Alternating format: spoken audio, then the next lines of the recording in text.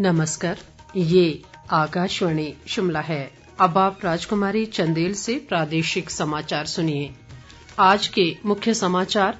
उपराष्ट्रपति एम वेंकैया नायडू ने टांडा और नालागढ़ में किया कोविड-19 मेकशिफ्ट अस्पतालों का लोकार्पण। मुख्यमंत्री जयराम ठाकुर ने कहा, अगले वित्त वर्ष से प्रदेश में वार्षिक वित्त योजना के स्थान पर आरंभ होगी वार्षिक विकास बजट प्रणाली।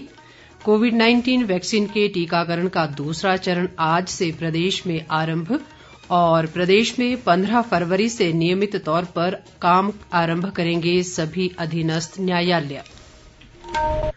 कोविड-19 महामारी के खिलाफ देश एकजुट होकर लड़ रहा है। आप भी हमारे साथ सुरक्षा और बचाव के 3 आसान एहतियाती उपायों का संकल्प लें।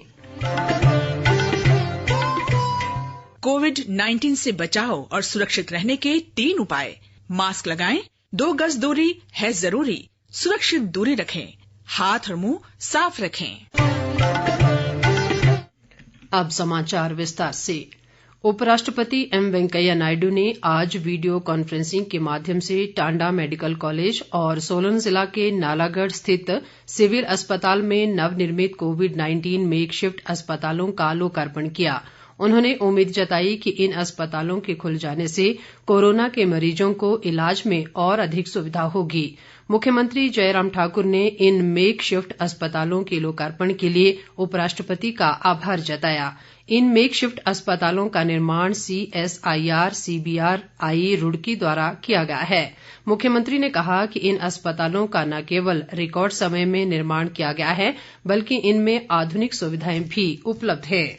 मुख्यमंत्री जयराम ठाकुर ने कहा है कि राज्य सरकार ने बजट के लिए योजना और गैर योजना श्रेणियों की पुरानी प्रणाली को समाप्त करने और वर्ष 2021-22 से वार्षिक योजना के स्थान पर वार्षिक विकास बजट प्रणाली को शुरू करने का निर्णय लिया है। मुख्यमंत्री आज शिमला में अगले वित्त वर्ष के लिए बजट के प्रारूप को मंजूरी देने के लिए आयोजित राज्य योजना बोर्ड की बैठक की अध्यक्षता कर रहे थे। मुख्यमंत्री ने कहा कि नई प्रणाली सभी 4 उपयोजनाओं सामान्य योजना, अनुसूचित जाति उपयोजना, जनजातीय उपयोजना और पिछड़ा क्षेत्र उपयोजना के नाम अब सामान्य विकास कार्यक्रम, अनुसूचित जाति विकास कार्यक्रम, अनुसूचित जनजातीय विकास कार्यक्रम और पिछड़ा क्षेत्र विकास कार्यक्रम रखे गए हैं। उन्होंने कहा कि प्रदेश सरकार अगले वित्त वर्ष के राज्य विकास बजट के लिए 9,405 करोड़ रुपए से अधिक का प्रावधान रखा है। विधानसभा अध्यक्ष विपिन सिंह परमार ने कहा है कि बजट सत्र के आयोजन को लेकर विधानसभा सचिवालय पूरी तरह सजग है और तैयारियां जोरों पर चल रही हैं। परमार ने आज शिमला में कहा कि सत्र के आयोजन में कोई कमी न रहे, इसके लिए विधानसभा सचिवालय के अधिकारियों और सभी संबंधित विभागों के अधिकारियों को दिशा निर्देश जारी कर दिए गए हैं।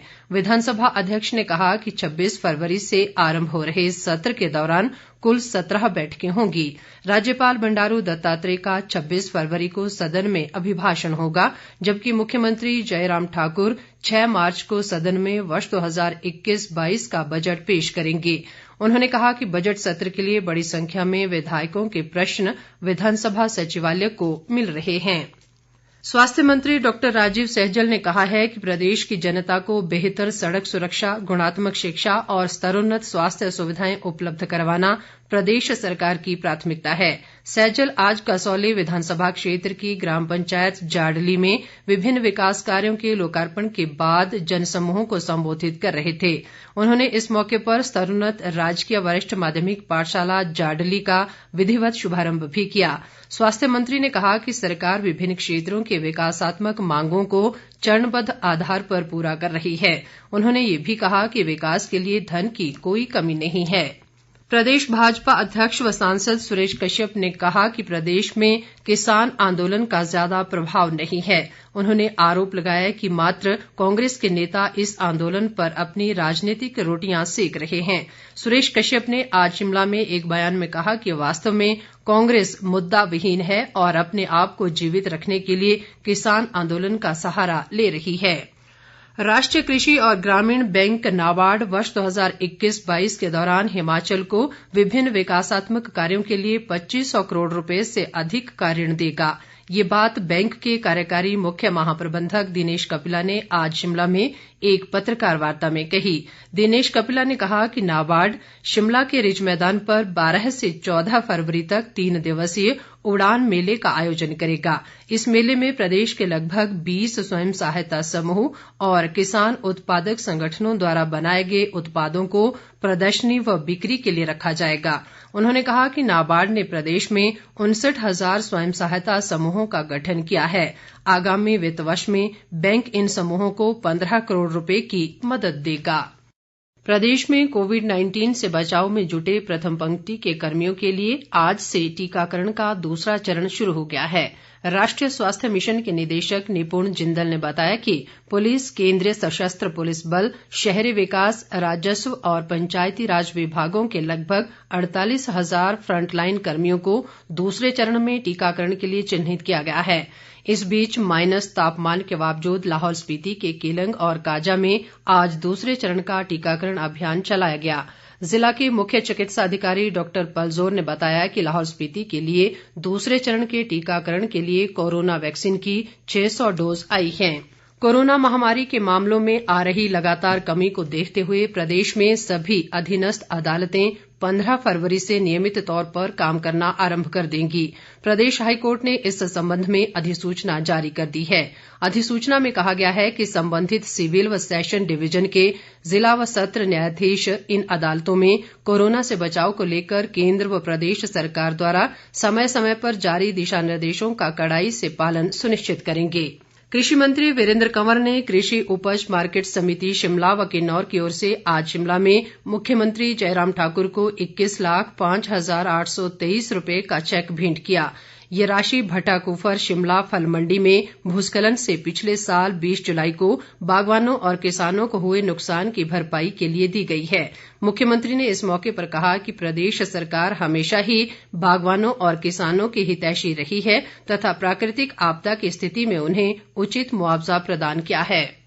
हिमाचल प्रदेश कला संस्कृति भाषा अकादमी ने वर्ष 2017 और 2018 के कला सम्मान और साहित्य पुरस्कारों की घोषणा कर दी है। अकादमी के सचिव डॉक्टर कर्म सिंह ने आज शिमला में बताया कि वर्ष 2017 के कला सम्मान के लिए शिमला में तैनात जिला लोक संपर्क अधिकारी संजय सूद को, जबकि वर्ष 2018 के कला सम्मान के लिए SD कश्यप को चुना गया है। वर्ष 2017 के ललित कला सम्मान के लिए डॉक्टर नंदलाल ठाकुर को चित्रकला विधा में, जबकि 2018 के ललित कला सम्मान के लिए खीमीराम को पारंपरिक शिल्प कला में उनके विशिष्ट योगदान के लिए चुना गया है। भाजपा के वरिष्ठ नेता व विधायक डॉक्टर राजीव बिंदल ने कहा है कि मुख्यमंत्री जयराम ठाकुर की अध्यक्षता में शिमला में आयोजित विधायक प्राथमिकता की बैठक अत्यंत सार्थक और क्षेत्र के हित में रही। बिंदल ने कहा कि उन्होंने नाहन विधानसभा क्षेत्र के अनेक विकासात्मक मुद्दों को मुख्यमंत्री जयराम ठाकुर के समक्ष उठाया। इनमें सेना क्षेत्र के लोगों की समस्याएं भी शामिल हैं। उन्होंने कहा कि सेना क्षेत्र के लोगों की समस्याओं को मुख्यमंत्री ने जल्द सुलझाने का आश्वासन भी दिया। प्रदेश में कोरोना संक्रमितों की संख्या 58,033 तक पहुंच गई है। प्रदेश में आज अभी तक 40 नए कोरोना पॉजिटिव मामलों की पुष्टि हुई है। इस दौरान 49 लोग स्वस्थ भी हुए हैं। स्वास्थ्य विभाग द्वारा जारी बुलेटिन के अनुसार अब तक 56,600 लोग संक्रमण से पूरी तरह ठीक हो चुके हैं। वर्तमान में सक्रिय मामलों की संख्या 446 है। अंत में मुख्य समाचार एक बार फिर। उपराष्ट्रपति एम वेंकैया नायडू ने टांडा और नालागढ़ में किया कोविड-19 मेक शिफ्ट अस्पतालों का लोकार्पण। मुख्यमंत्री जयराम ठाकुर ने कहा अगले वित्त वर्ष से प्रदेश में वार्षिक वित्त योजना के स्थान पर आरंभ होगी वार्षिक विकास बजट प्रणाली। कोविड-19 वैक्सीन के टीकाकरण का दूसरा चरण आज से प्रदेश में आरंभ और प्रदेश में 15 फरवरी से नियमित तौर पर काम आरंभ करेंगे सभी अधीनस्थ न्यायालय। इसके साथ ही ये समाचार बुलेटिन समाप्त हुआ। नमस्कार।